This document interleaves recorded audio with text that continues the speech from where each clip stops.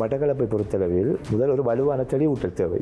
அது அரசியல் தலைவர்களுக்கு முதலாவது வழங்கப்பட வேண்டும் என்று நான் நினைக்கிறேன். என்னென்று சொன்னால், இது மாவட்டத்திலே இருக்கக்கூடிய பிரச்சனை என்கின்றதால் மாறி மாறி வருகின்ற அரசியல் கலாச்சாரங்கள். காரமடு என்கின்ற பிரதேசத்தில் மக்களுடைய காணிகள் கபலீகரம் செய்யப்படுகின்ற நடவடிக்கைகள் தொடர்ச்சியாக இடம்பெற்றது. முஸ்லீம்களுக்கும் தமிழர்களுக்கும் இடையிலான ஒரு மிக நீண்ட காலமாக ஒரு தீர்க்கப்படாத ஒரு இழுபறி நிலையான ஒரு எல்லை பிரச்சனை இருக்கிறது. இந்த சதிவலைக்குள் சிக்கிக் கொள்கின்ற மக்கள் கூட்டமும் அதற்காக போராட வருகிறது. மிகப்பெரிய ஒரு பிளவம் இருக்கிற மிகப்பெரிய பிரச்சனையே இனரீதியான பிரச்சனை. இதுக்கு நாங்கள் நீண்ட காலமாக போராடி வருகிறோம் உரிமைக்காக. இன்றும் தைட்டி வியாரியா இருக்கட்டும், இன்றும் பல. இந்த விவகாரம் என்பது பூர்வீகமாக இந்த நிலப்பகுதியில் வாழ்ந்த மக்களுடைய இனப்பரம்பலை ஒரு சுத்திகரிப்பு செய்கின்றது. மயானத்தை இடித்து ஒரு பொதுச்சந்தையை உருவாக்கினேன், நான் ஒரு கோயிலை இடித்து ஒரு பிரதேச இலத்தை உருவாக்கினேன் அவரான் சொல்லியிருக்கிறார். ஆகவே இவ்வாறான ஒரு மட்டக்களப்பில் இந்த நிலைமை இருக்கிறது என்று சொன்னால் அருகில் இருக்கக்கூடிய அம்பாறையினோடதும் திருவண்ணாமலை மாவட்டத்தினுடைய நிலைமையை முற்றுப்பார்கள். காரைதீவு கண்டு தனியான பிரதேச சபை இருக்கிறது.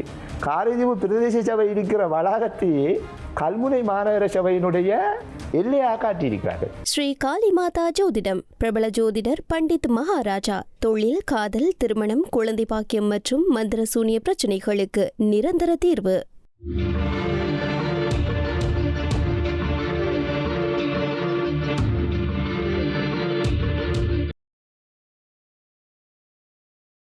வணக்கம், இது சக்கரவியூகம்.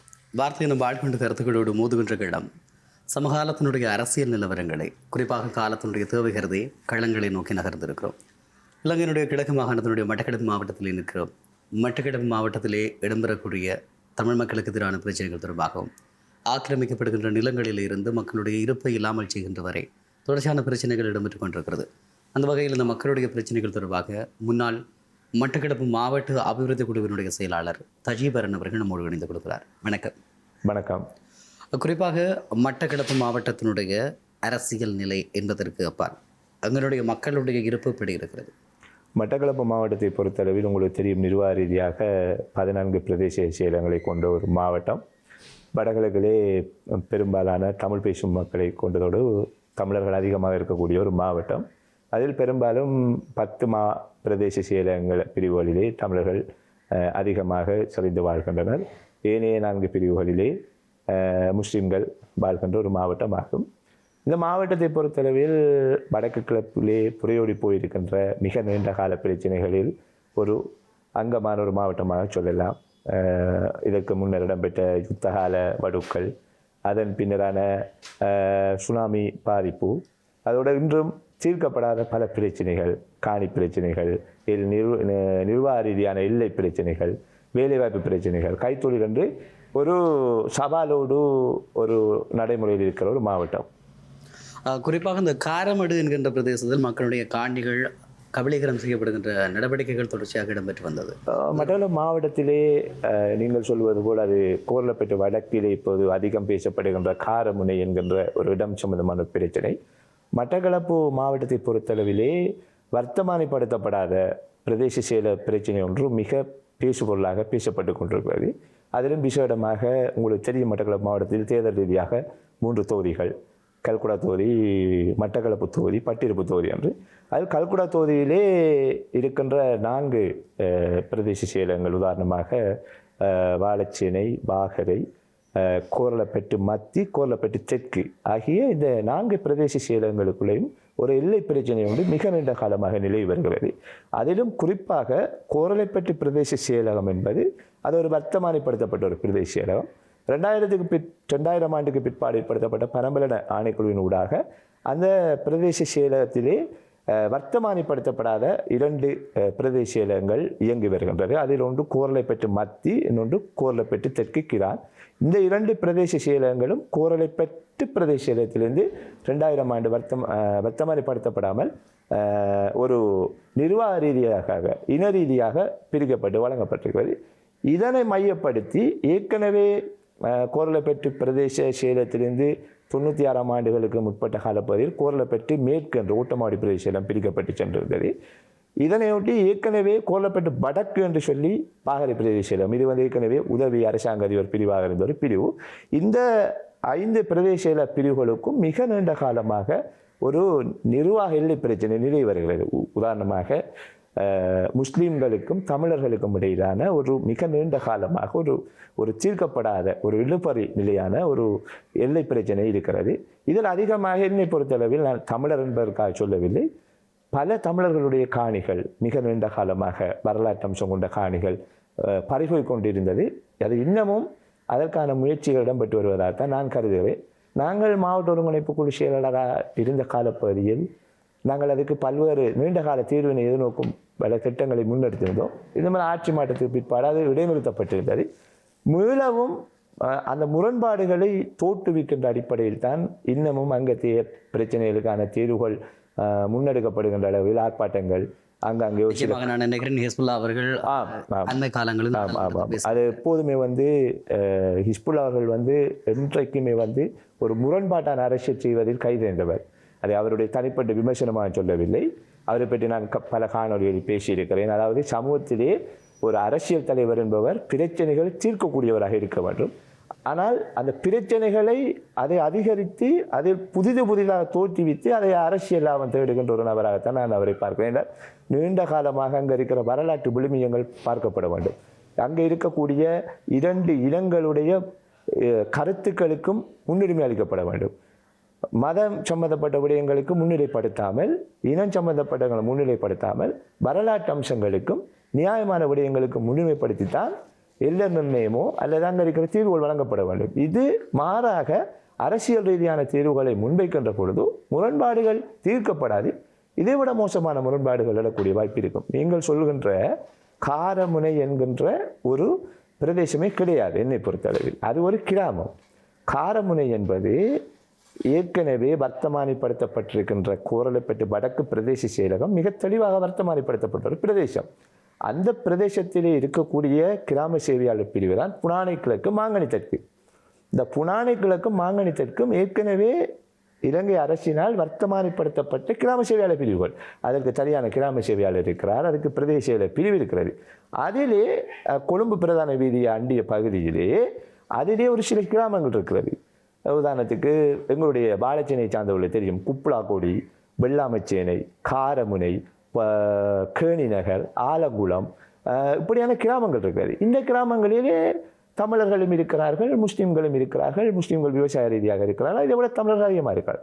ஆனால் இவர்கள் அதை ஒரு புதிதாக 2000 ஆண்டு பனம்பலன் ஆணைக்குழு நடைபெற்ற காலப்பகுதியிலே இங்கு தமிழர்கள் ஒரு சுயாதீனமான முடிவெடுக்கக்கூடிய நாட்டினுடைய நிலைமை இங்கே இருக்கவில்லை. ஒரு அசாதாரண சூழல் நிலவிய காலப்பகுதி. அந்த காலப்பகுதியிலே ஒரு எழுமாட்டான ஒரு முடிவை எடுத்துக்கொண்டு அதற்காக இந்த காரமுனை பிரதேசத்தை கோரளைப்பட்டு மத்தியோடு இணைக்க வேண்டும்.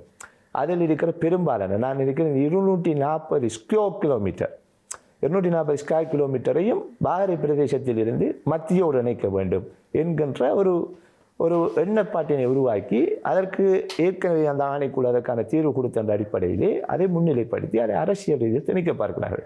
அந்த பிரச்சனை தான் கடந்த காலங்களிலே பல குழுக்களுக்கு ஆர்ப்பாட்டங்களாகவும் அது 2 இப்படியான பிரச்சனைகளை பேசுகின்ற பொழுது அது நிச்சயமாக எதிர்காலத்தில் 2 சமூகங்களுக்கு இடையில் மிகப்பெரிய ஒரு பிரிவினையை கொண்டு வரும்.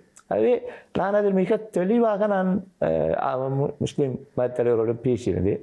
அண்மையில் ஒரு சிவில் கமிட்டி ஒரு சம்பந்தமான ஒரு இணக்க கூட்டத்தில் கருத்து தெரிவித்தேன். நிச்சயமாக ஒரு விடயம், குறிப்பாக கிழக்கு மாகாணத்தை பொறுத்தவரை கடந்த காலங்களில் முஸ்லிம்களும் தமிழர்களும் பிட்டும் தேங்காய் பூவும் போல இருந்தவர்கள் என்று சொல்லப்பட்ட ஒரு காலப்பகுதி இருந்தது. ஆனால் பின்னர் அது படிப்படியாக சிதைக்கப்பட்டதும் அதனுடைய வரலாற்று சதிகள் எல்லாமே நன்கு அறியப்பட்டது.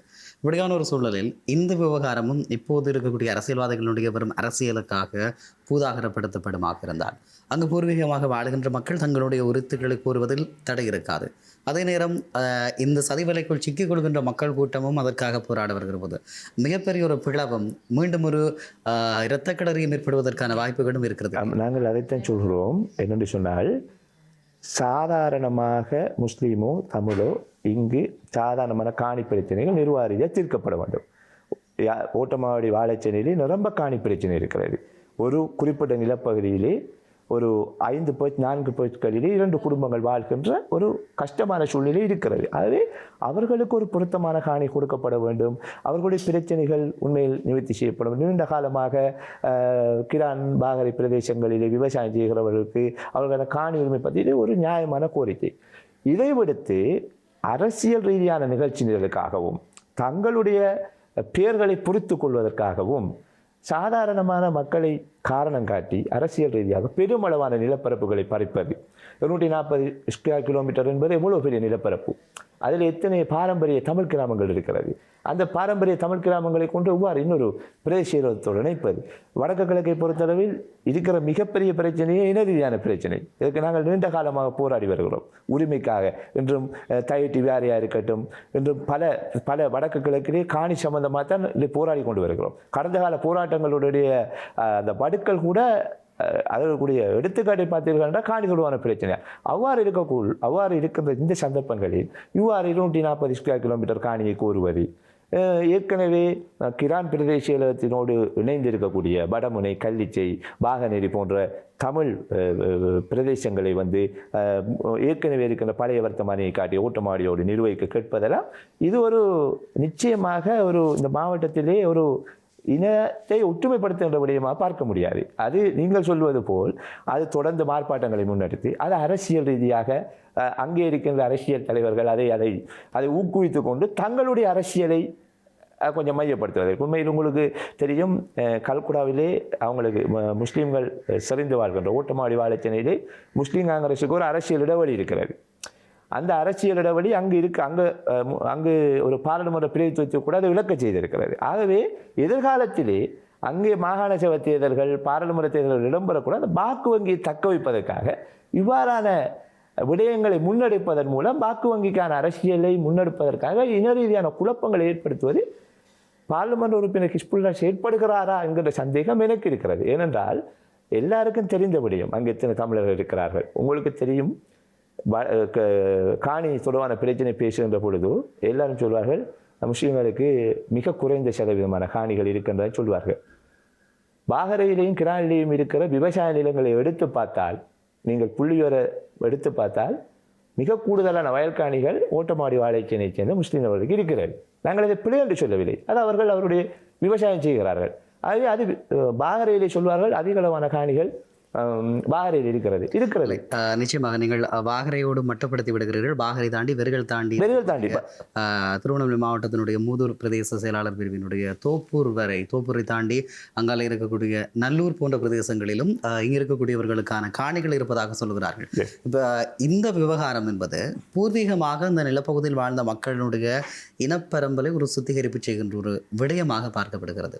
இதற்கு அப்பால் சனத்தொகை பெருக்கங்களுக்கு ஏற்ப காணிகள் வழங்கப்பட வேண்டும் என்கின்றது ஒரு யதார்த்தபூர்வமாக ஏற்றுக்கொள்ளப்பட்டாலும், நீங்கள் கூட்டமாக வாழுகின்ற நிலப்பரப்புக்கு அப்பால் சில பரந்துபட்டு அப்பால் இதனை நகர்த்துகிற போது இது ஒரு திட்டமிட்ட நிகழ்ச்சி நிரல் எனவும் குற்றம் சாட்டப்படுகிறது. இது எப்படி பார்க்குது? இது என்னை பொறுத்தவரை நான் அவ்வாறு தான் பார்க்கிறேன். என்ன சொன்னால், அரசியல் காலத்துக்கு காலம் மாறுகின்ற பொழுதோ இவ்வாறான கருத்துக்களை முன்வைத்து திட்டமிட்ட அடிப்படையில் இந்த இன ரீதியாக இந்த பிரிவினைகள் இடம்பெறுகின்றன சந்தேகம் எனக்கு இருக்கிறது. நான் ஏன் இதை வலியுறுத்தி சொல்கிறேன் என்றால், நான் பாகரை மையப்படுத்தினேன். அதிகமாக பிரச்சனை மட்டக்களப்பு மாவட்டத்திலே மிக அதிகமாக பிரச்சனையுள்ள இடம் பாகரை தான், மையப்படுத்தப்படுகின்ற பிரச்சனை.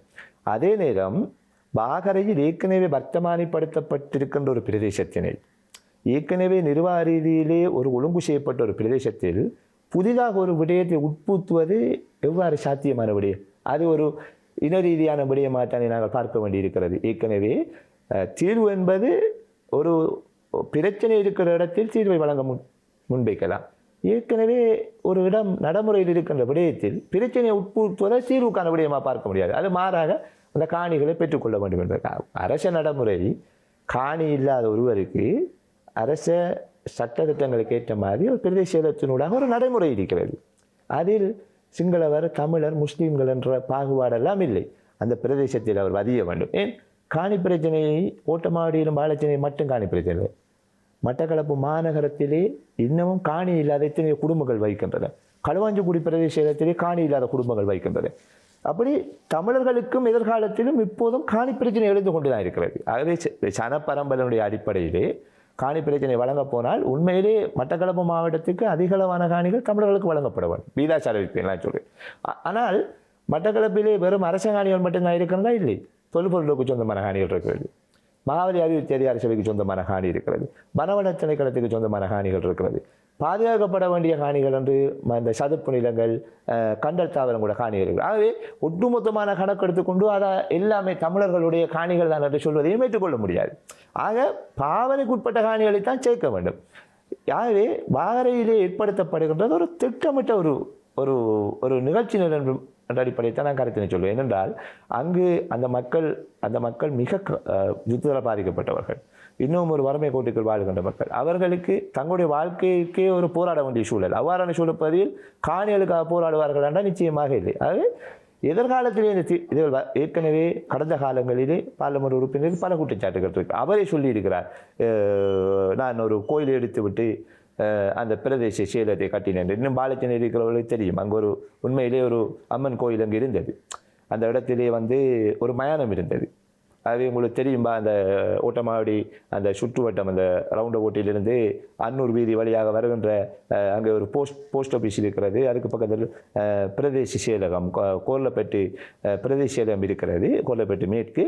அந்த காணிகள் எல்லாம் ஒரு காலத்திலே கோயிலாகவும் தமிழர்களுடைய மானங்களாக இருந்த காணிகள். அப்போ அது ஒரு நான் சொல்லவில்லை, ஒரு ஊடக பேட்டியில் இப்போது இருக்கிற பாராளுமன்ற உறுப்பினரை சொல்லியிருக்கிறேன். நான் மாவட்ட ஒருங்கிணைப்பு குழு தலைவராக இருந்த காலப்பகுதியில் நான் மயானத்தை இடித்து ஒரு பொதுச்சந்தையை உருவாக்கினேன், நான் ஒரு கோயிலை இடித்து ஒரு பிரதேசத்தை உருவாக்கினேன் அவர்தான் சொல்லியிருக்கிறார். ஆகவே இவ்வாறான ஒரு முரண்பாட்டான நிலை இருக்கக்குள்ள மீளவும் 20-25 வருடங்கள் கடந்தும் இன்னமும் இவ்வாறான கதைகளுக்கு நாங்கள் முக்கியத்துவம் கொடுக்கக்கூடாது. நிச்சயமாக எதிர்காலத்தில் ஒரு இனமுரண்பாட்டு தன்மையை தோற்றுவிக்கும் என்பதை இந்த மாட்டுக்கிறது நிச்சயமாக. அதே போல மீராவோடை, வெள்ளம் போன்ற பிரதேசங்களுடைய நிலைமை எப்படி இருக்கு? பாலச்சனையை பொறுத்தவரை இதே பிரச்சனை. பாலச்சனையிலேயே கோரளைப்பேட்டு பிரதேச செயலாளர் பிரிவு 12 கிராமங்கள் இருக்கின்றன. அதில் ஒரு கிராமம் தான் அது முறாவடை என்று சொல்வார்கள். அதாவது முறாக்கை மீன்கள் அதிகமாக வாழ்வதால் அதை முறாவோடை என்று சொல்வார்கள். அதை சுற்றி ஒரு ஆற்று பிரதேசம் இருக்கிறது, நீங்கள் போனால் பார்க்கலாம். அங்கே முறாக்கை மீன்கள் இருந்தால் முறாவோடை என்று சொல்வார்கள். அது பண்டைய குடியேற்றங்களிலே மிக முக்கியமான ஒரு பிரதேசம் முறாவோடை என்பது. அந்த கோரளைப்பேட்டு பிரதேச செயலாளர் பிரிவுக்கும் கோரளைப்பேட்டு மேற்கு ஓட்டமாவடி பிரதேச செயலாளர் பிரிவுக்கும் 94ஆம் ஆண்டு தெளிவான வர்த்தமானி இருக்கிறது. எல்லைகள் மிக தெளிவாக காட்டப்பட்டிருக்கிறது. நிலநடுவை திணைக்களத்தினால் 2 பிரதேச செயலகங்களுக்கும் வர்த்தமானி படம் வெளியிடப்பட்டிருக்கிறது. இன்று அந்த வர்த்தமானி படுத்தப்பட்ட அந்த எல்லையிலிருந்து ஓட்டமாவடி பிரதேசத்தினுடைய எல்லை 700 மீட்டருக்கு அப்பால் கொண்டு விடப்பட்டிருக்கிறது. அந்த 700 மீட்டருமே கோரளைப்பேட்டு பிரதேச செயலர் பிரிவுக்குரிய எல்லை. அந்த 700 மீட்டருக்கு தான் நீங்கள் அண்மையில் கேள்விப்பட்டிருப்பீங்கள், ஒரு பாடசாலை மைதானம் தொடர்ந்து காலமாக பிரச்சனைக்குள்ளாக்கி கொண்டு வருவது. அது அந்த 700 மீட்டருக்குள்ளேயும் முறாவடையிலே வசிக்கக்கூடிய தமிழர்களுக்காக காணிகள் அரசாங்கத்தால் வழங்கப்பட்டிருக்கிறது. நான் நினைக்கிறேன், எனக்கு சரியாக தெரியவில்லை, ஒரு 35-40 பேருக்கு அவர்களுக்கான அனுமதி பத்திரம் வழங்கப்பட்டது. அந்த அனுமதி பத்திரம் வழங்கப்பட்டிருக்கிற காணியினை ஓட்டமாவடியை சேர்ந்தாக்கள் அதை பலவந்தமாக கைப்பற்றி வைத்திருக்கிறார்கள். இதை என்ன நியாயம் இது? இதுக்கு தெளிவாக நாங்கள் அதுக்கான தீர்வு எடுத்து உடனடியாக கோரளைப்பேட்டு பிரதேச செயலகத்தின் ஊடாக நாங்கள் வழக்கு தாக்கல் செய்திருந்தோம். ஏன்? கோரளைப்பேட்டு பிரதேச செயலகத்துக்கு சொந்தமான அரச காணி, கோரளைப்பேட்டு பிரதேச செயலகத்தில் பதிக்கக்கூடியவர்களுக்கு காணி வழங்கக்கூடிய தகுதி உடையவர்களுக்கு அரச நடைமுறைகளுக்கு ஏற்ற மாதிரி அவர்களுக்கு காணி அனுமதி பத்திரம் வழங்கப்பட்டிருக்கிறது. அனுமதி பத்திரம் வழங்கப்பட்டால் அவர்கள் அந்த இடத்துக்கு சென்று வீடு கட்ட வேண்டும், குடியேற வேண்டும். அதற்கான வாய்ப்பு அங்கே வழங்கப்படவில்லை. ஏனே அங்கே இருக்கிற 3ஆம் தரப்பு நபர்களால் அது அத்துமுறை செய்யப்பட்டிருக்குன்னு சொல்லி நான் மாவட்ட ஒருங்கிணைப்பு கொடுத்தாரு அந்த காலப்பகுதியில் பிரதேச செயலாளர் பேசி வழக்கு தாக்கல் செய்ய வழக்கு எதை பாலச்சனை பிரதேச செயலகத்துக்கு சொந்தமான காணிதான் என்று பாலச்சனை நீதிமன்றத்தில் தீர்ப்பு வந்திருந்தது. தீர்ப்பு வந்திருந்தாலும் மீளவும் இலங்கையினுடைய சட்டத்தின் அடிப்படையிலே ஒரு நீதிமன்றத்திலே தீர்ப்பு வந்தால் அதை இன்னொரு நீதிமன்றத்திலே சவாலுக்கு உட்படுத்த முடியும். அந்த அடிப்படையிலே அந்த தீர்ப்புக்கு எதிராக அந்த இடத்திலே வசிப்பவர்கள் கொழும்பு மேன்முறையீட்டு நீதிமன்றத்திலே வழக்கு தாக்கல் செய்திருக்கிறார்கள். ஏன் இந்த தீர்ப்பை நாங்கள் ஏற்றுக்கொள்ள மாட்டோம். அப்போ ஏன் இதை நான் சொல்லுறேன் என்று சொன்னால், இதெல்லாம் எப்படி ஒரு இன நல்லிணக்கத்தை உண்டு கொண்டோம். அது எல்லாருக்கும் தெரியும். பிரதேச பிரிவு கோரளைப்பேட்டு வாழைச்சேனை காணி இல்லாதவர்களுக்கு வழங்கி இருக்கிறார்கள். அதே மாதிரி அங்கே இருக்கக்கூடிய முறாவுடைய சக்தி வித்தியாலயம் மிக பழமையான ஒரு பாடசாலை.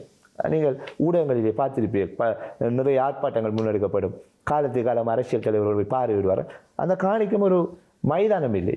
அந்த மைதானத்தையும் இன்னொரு நபர் கையகப்படுத்தி வைத்திருக்கிறார். நான் அறிந்த வகையில் அந்த மைதான பிரச்சனை தொடர்பாக பிணக்குகளுக்காக மட்டக்களப்பில் இருந்து அம்பிட்டிய சுமணரத்தினர் ஒரு அம்பிட்டி சுமணரத்தினரை அழைத்து சென்று பாடசாலை மாணவர்கள் சீருடையோடு மாவட்ட செயலகத்துக்கு முன்னால் ஆர்ப்பாட்டம் நடத்தி அந்நிடம் பார்லிமெண்ட் உறுப்பினராக இருக்கக்கூடிய முன்னாள் பார்லிமெண்ட் உறுப்பினர் ஜோஸ்வரன் அவர்களுக்கும் சுமணரத்தினருக்கும் முரண்பாட்டு நிலையெல்லாம் உருவாக்கி இருந்தது. அதே நாங்கள் சரியான தீர்வை கொடுக்கின்ற பொழுது அப்போ நீங்கள் ஒன்றை பாருங்கள், அங்கே இருக்கிற தமிழர்கள் என்ன பாவம் செய்தார்கள்? அவர்களுடைய பிரதேச பிரிவிலே அவர்களுக்கு கொடுத்த காணியிலே அவர்கள் செல்ல வேண்டும். அப்போது இந்த விடயங்களை எல்லாம் நீதிமன்றங்களுக்கு கொண்டு செல்லாமல் சமூக மட்டத்தில் இருக்கக்கூடிய பாராளுமன்ற உறுப்பினர்கள் இதை பேசி நிவர்த்தி செய்ய வேண்டும். நிச்சயமாக இந்த கேள்வி பலரிடம் இருக்கக்கூடிய கேள்வி. தமிழ் மக்கள் பாவம் தொடர்ச்சியாக காலங்காலமாக வஞ்சிக்கப்படுகிறார்கள். வரலாற்று ரீதியாக அவர்கள் வலிகளுக்கு மருந்துகள் இடப்படுகிறதோ இல்லையோ மீண்டும் மீண்டும் அவர்களுடைய நெஞ்சங்களில் புண்ணிடப்படுகிறது. மட்டக்களப்பை பொறுத்தவரை மட்டக்களப்பு என்பது தமிழ் மக்கள் அதிக அளவில் பெரும்பான்மையாக வாழக்கூடிய ஒரு பிரதேசம். கிழக்கு மாகாணத்தில் தமிழர்களுடைய பலத்தை மட்டக்களப்பை வைத்து தான் நாங்கள் இடை போட முடியும்.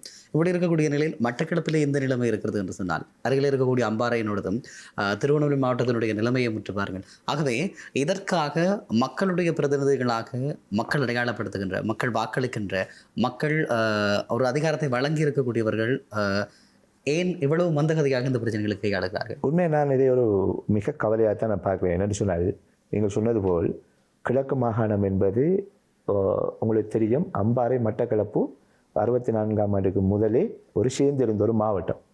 இன்று அம்பாறை மாவட்டத்தில் இதைவிட பாரதூரமான பிரச்சனைகள் இடம்பெற்றுக் கொண்டிருக்கிறது. ஒரு மயானம் இல்லாமல் எத்தனை பேர் இருக்கிறார்கள். இந்த உரை மையப்படுத்தி ஒரு சமூக கட்டமைப்பு என்று காணிகளுக்காக போராடி கொண்டிருக்கிறது. இன்னும் கல்முனை வடக்குக்கு ஒரு கணக்காளர் நியமிக்க முடியாத ஒரு சூழல்.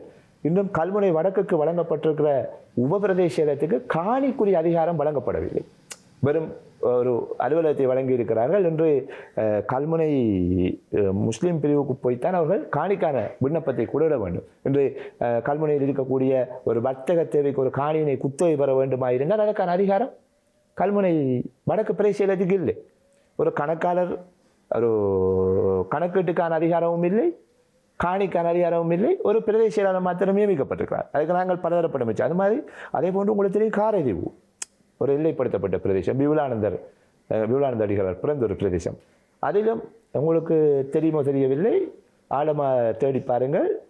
நகர அபிவிருத்தி அதிகார சபையினால் கல்முனை மாநகர, அதாவது திட்டமிடல் வர்த்தமானி, அதாவது கல்முனை மாநகர சபையினுடைய நகர அபிவிருத்தி திட்டமிடல் வர்த்தமானியினை அவர்கள் கல்முனை மாநகர சபையினுடைய எல்லையாக காட்டியிருக்கிறார்கள் காரைதீவு பிரதேச சபையினை. காரைதீவு கண்டு தனியான பிரதேச சபை இருக்கிறது. காரைதீவு பிரதேச சபை இருக்கிற வளாகத்தையே கல்முனை மாநகர சபையினுடைய எல்லையாக காட்டியிருக்கிறார்கள். இது ரவுஃப் ஹக்கீம் அவர்கள் நகர அபிவிருத்தி அமைச்சராக இருந்த காலப்பகுதியில் 10 வருட திட்டமிடலிலே அது உள்ளடக்கப்பட்டிருக்காரு. இதெல்லாம் பாரதூரமான விடயங்கள். ஆகவே காரைதீவில் இருப்பவர்களுக்கு தெரியும். அது இப்போதும் கல்முனை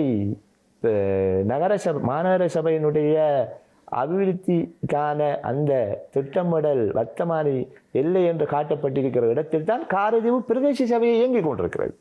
ஏன்னா இதை சொல்லுவேன்னா இதெல்லாம் ஒரு முரண்பாட்டான விடயங்கள். அதே போல நீங்கள் எங்களுடைய அக்கறை பற்றி அட்டப்பள்ளம் அக்கறை பற்றி ஆலையடி வம்பிலே மிகப்பெரிய பிரச்சனை இருக்கிறது. ஆலையடி வம்புக்கும் அக்கரைப்பட்டிக்கும் எல்லை பிரச்சனை இருக்கிறது. அங்கு இருக்கின்ற அக்கரைப்பட்டிலே இருக்கக்கூடிய கழிவு நீரை எல்லாம் கொண்டு ஆலையடிவம்பு பகுதியிலே சதுப்பு நிலங்களிலே விடக்கூடிய விடயங்கள், அங்கே இருக்க பாதுகாக்கப்பட வேண்டிய சதுப்பு நிலங்களெல்லாம் அங்கே இருக்கவர்கள் காணி அபகரிக்கின்ற விடயங்கள். அதுபோன்று பொத்துவிலே இதே பிரச்சனை இருக்கிறது.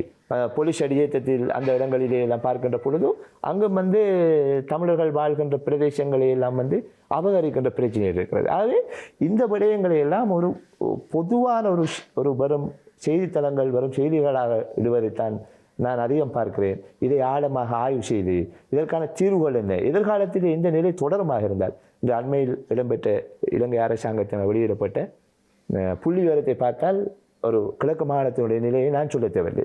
கிட்டத்தட்ட இப்போது 10 வருடங்களுக்கு பிறகு வந்த குடிசன மதிப்பீட்டிலே இலங்கை அரசாங்கம் கடந்த வருடம் வரை வெளியிட்டிருந்தது. அது வெளியிட்ட பொழுது கிழக்கு மாகாணம் தொடர்பாக பார்க்கின்ற பொழுதிலே மிக ஒரு அச்சமூட்டுகின்ற நிலைமை உருவாகிறது. அது இது காணி ரீதியாகும் பிரச்சனை. இந்த விவகாரம் என்பது கிழக்கு மாகாணத்துக்கு மாத்திரமல்லாமல் வடக்கு கிழக்கு இணைந்த தமிழர் தாயகத்திற்கு மிகப்பெரிய ஒரு அச்சுறுத்தலாக மாறி வருகிறது. இதற்கு இப்போது இருக்கக்கூடிய தலைவர்கள், கடந்த காலத்தில் இருந்திருக்கக்கூடிய தலைவர்கள் எல்லோருமாக பொறுப்பு கூற வேண்டியவர்களாக இருக்கிறார்கள். நீங்கள் சொன்னது போல மக்கள் பாவம், இதைத்தான் எங்களால் சொல்ல முடியும். இப்படி இருக்கக்கூடிய நிலையில் இந்த விவகாரங்களுக்கு இனி வருகின்ற காலப்பகுதியில் என்றாலும் ஒரு தீர்க்கமான முடிவை எட்டி 2 தரப்புகளையும் அழைத்து உங்களுக்கான எல்லைகளை வரையறுத்துக் கொள்ளுங்கள். இது இந்த தேவையுடைய மக்கள் இங்கும் வாழ்கிறார்கள் அங்கும் வாழ்கிறார்கள் என்ற நிலைப்பாட்டு எடுக்க முடியுமா? மட்டக்களப்பை பொறுத்தளவில் முதல் ஒரு வலுவான தெளிவூட்டல் தேவை. அது அரசியல் தலைவர்களுக்கு முதலாவது வழங்கப்பட வேண்டும் என்று நான் நினைக்கிறேன். ஏனென்று சொன்னால் இது மாவட்டத்திலே இருக்கக்கூடிய பிரச்சனை என்கின்றனால் மாறி மாறி வருகின்ற அரசியல் கலாச்சாரங்கள். அது வெறும் வேறு நாடுகள் வேறு இடங்களை எடுத்துக்கொண்டால் ஒரு கொள்கை இருக்கும் அல்லது ஒரு திட்டமிடல் இருக்கும். அரசியல் கட்சிகள் மாறினாலும் அது திட்டமிடலே மாற்றங்கள் இருக்காது. இப்போது இங்கே இருக்கக்கூடிய பிரச்சனை என்கின்றால் கடந்த காலத்திலே நடைமுறைப்படுத்த விடயங்கள், அதில் கொண்டு வரப்பட்ட திட்டங்கள் இப்போது இருப்பவர்களுக்கு தெரியாது. உண்மை இப்போது இருப்பவர்கள் இனி வரப்போவர்களுக்கு அது தெரியாது. இப்போ இந்த நடைமுறையினை பேணி பாதுகாப்பது யார் என்ற பிரச்சனை இருக்குது. அடுத்தது யதார்த்தமான விஷயங்கள். இப்போ நான் சொன்னது போல் ஏற்கனவே வர்த்தமானிப்படுத்தப்பட்ட பிரதேசத்துக்கு என்னத்துக்கு இன்னொரு வர்த்தமானி, ஏற்கனவே இன்னொரு நிர்வகிக்கின்ற இடத்துக்கு இன்னொரு ஏன் காரதீவு பிரதேச சபை இருக்கின்ற இடத்துக்கு என்னத்துக்கு கல்முனை மாநகர சபையினுடைய எல்லை தேவையில்லை தானே. இப்போ இந்த விடயங்கள் போக போக கிழக்கு மாகாணத்திலே தமிழர்களுடைய இருப்பு எத்தனை வருடங்கள் எத்தனை வீதம் இருக்க போகிறது என்பதை ஒரு பெரிய கேள்விக்குறி. இது எங்கே கொண்டு முடிய போகிறது? அது இன்று உள்ளூராட்சி மன்றங்கள் எல்லாமே ஆட்சிக்கு உட்படுத்தப்பட்டிருக்கிறது. அதிலும் நிரம்ப பிரச்சனைகள் இருக்கிறது. இன்று உதாரணமாக நீங்கள் எடுத்துக்கொண்டால்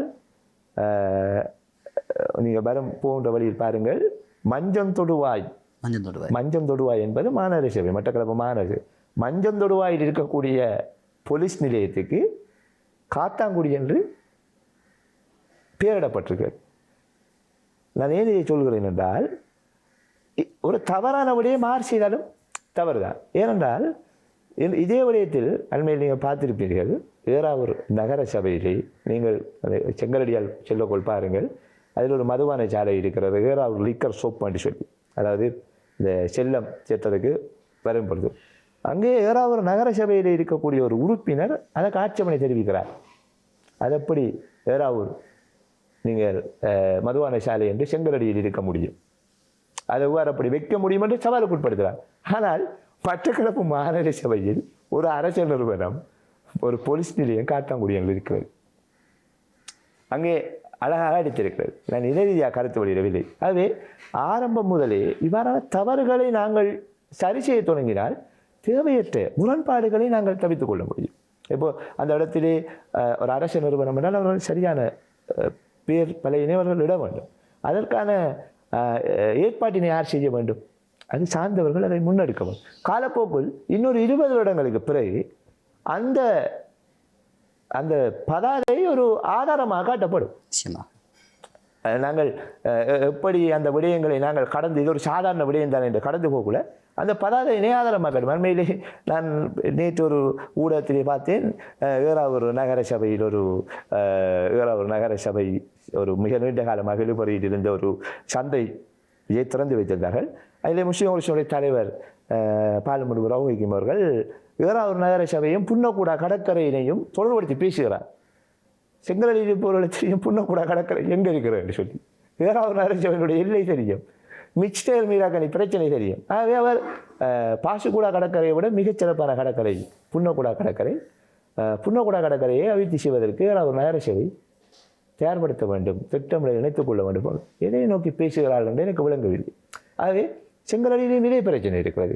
மிக்ஸ்நகர் மீராக்கணி பிரச்சனை, ஐயங்கனி பிரச்சனை இருக்கிறது, வர்த்தமானிப்படுத்தப்படாமல் நிர்வகிக்கக்கூடிய இடங்கள் இருக்கிறது, கல்முனையிலே இஸ்லாமாபாத் பிரச்சனை இருக்கிறது. இவைகள் ஒரு புரியோடி போயிருக்கிறது. நாங்கள் வடக்கு கிழக்கிலே பெரும்பான்மை சமூகத்தோடு போராடுவதை ஒரு பக்கம் காட்டிக்கொண்டாலும் இங்கே தீர்க்கப்பட வேண்டிய விடயங்கள் நிரம்ப இருக்கிறது. அவை கிழக்கு மாகாணத்தில் இருக்கிற புத்திஜீவிகளுடைய சிந்திக்க வேண்டும், எங்களுக்கான சவால் யார் என்று. ஆகவே இதற்காக இந்த விடயங்களை எல்லாம் மேலோட்டமாக கதைப்பதை விடுத்து கிழக்கு மாகாணத்துக்கன்று ஒரு அணி ஒன்று முன்வர வேண்டும். அது பேசப்பட வேண்டியங்களை ஒரு ஒரு தரவினை சேமித்து எதிர்காலத்திலே இதை நாங்கள் எவ்வாறு தீர்க்கப் போகிறோம். இதை அரசியல் ரீதியான கண்ணோட்டத்தில் பார்க்காத பல துறைப்பட்ட சமய தலைவர்களை அழைத்து, பலதுறைப்பட்ட புத்திஜீவிகளை அழைத்து மாவட்டத்திலே ஒரு கலந்துரையாடலை மேற்கொண்டு இது நாங்கள் சரி செய்ய வேண்டிய விடயங்களை நியாயப்படி சரி செய்ய வேண்டும். அது இதை வளர்ந்து இன்னொரு 10 வருடத்தால் இன்னும் அடுத்து வருகின்ற தலைமுறைக்கும் ஒரு பிரச்சனையை தான் நாங்கள் வழங்கிவிட்டு போகிறோம்.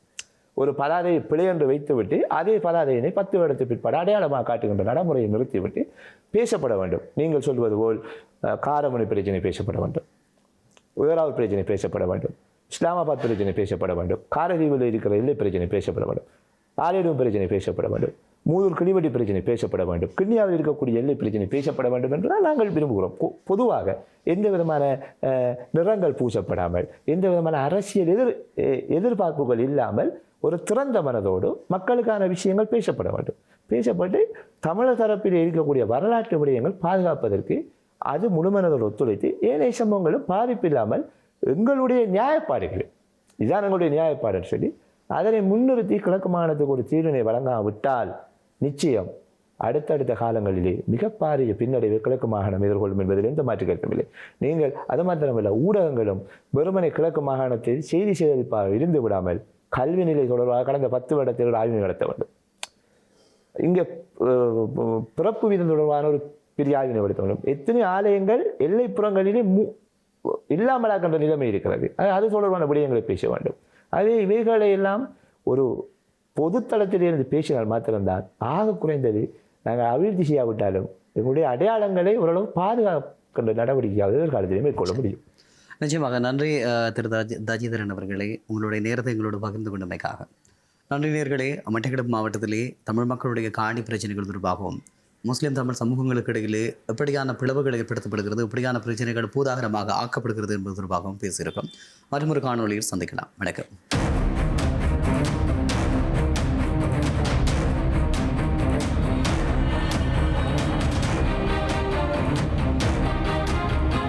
ஸ்ரீ காளிமாதா ஜோதிடம். பிரபல ஜோதிடர் பண்டித் மகாராஜா. தொழில், காதல், திருமணம், குழந்தை பாக்கியம் மற்றும் மந்திர சூனிய பிரச்சனைகளுக்கு நிரந்தர தீர்வு.